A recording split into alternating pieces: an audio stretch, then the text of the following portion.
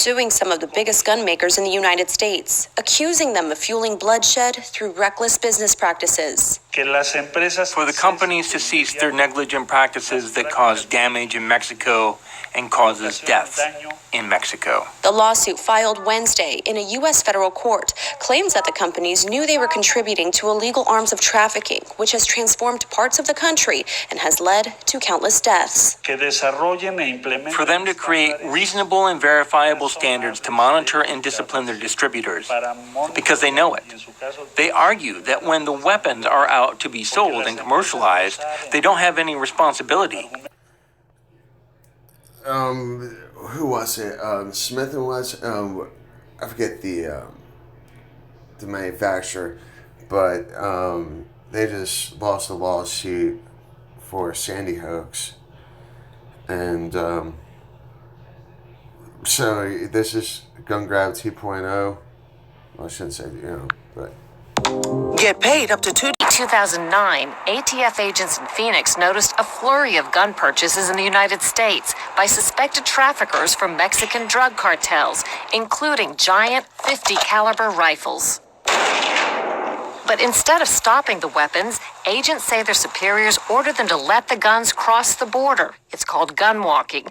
To see where they ended up and see if they would lead to a major drug cartel leader. Agents videotaped suspected dealers from Mexican drug cartels buying weapons. The case grew to include thousands of weapons. Then, in December 2010, 2 Fast and Furious rifles turned up at the murder of a Border Patrol agent in Arizona, Brian Terry. The Justice Department publicly insisted no gun walking had gone on. That denial prompted one of the lead agents on the case, John Dodson, to step forward and speak to CBS News. Here I am. Tell me I didn't do the things that I did. Tell me you didn't order me to do the things that I did. Tell me it didn't happen. Now you have a name on it. You have a face to put with it. Here I am. Someone now. Tell me it didn't happen. CBS News learned there were other alleged gun-walking operations dating back to the Bush administration in 2005. No drug kingpins were ever arrested, but the drug cartels became well-armed. Records obtained by CBS News show the weapons were used in a U.S. immigration agent's murder last year in Mexico. They were also used by drug cartels that assassinated a Mexican official's brother and attacked 2 Mexican government helicopters. Many of these guns will be on the street for years to come. According to the Justice Department, any so-called gun-walking operations have now been stopped. Holder issued an internal directive after the story broke, saying, quote, "We should not design or conduct undercover operations which include guns crossing the border." Cheryl, Scott? thank you. If you receive a mandatory Remember when CBS News actually kind of good? E-Verify bill only without legalization, are you planning to veto that bill? And second, on Fast and Furious, members of Congress and the government of Mexico are still waiting for answers. Are you planning to replace ATF leadership? And when can we expect the results of the current investigation? On the second question, as you know, my Attorney General has made clear that he certainly would not have ordered gun running to be able to pass through into Mexico. The investigation is still pending.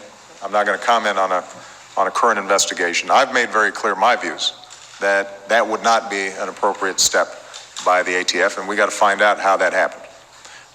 As soon as the investigation is completed, I think appropriate actions will be taken. With respect to E-Verify, we need comprehensive immigration reform. Yeah, what happened to E-Verify? I've said it before, I will say it again, I will say it next week, and I'll say it 6 months from now. We've got to have a system that makes sure that we uphold our tradition as a nation of laws, and that we also uphold our tradition as a nation of immigrants. And that means tough border security, going after employers that are illegally hiring and exploiting workers, making sure that we also have a pathway for legal status for those who are living in the shadows right now. I mean, just end it right there. But pretty damn interesting. I'll include a link to this one and stuff, but pretty damn interesting. You know, Obama was behind these guns coming in, you know, going out and stuff under his administration. And talking about border, you know, control and everything like that. Well, how a decade has gone and things are actually freaking worse. What'd you do, Obama?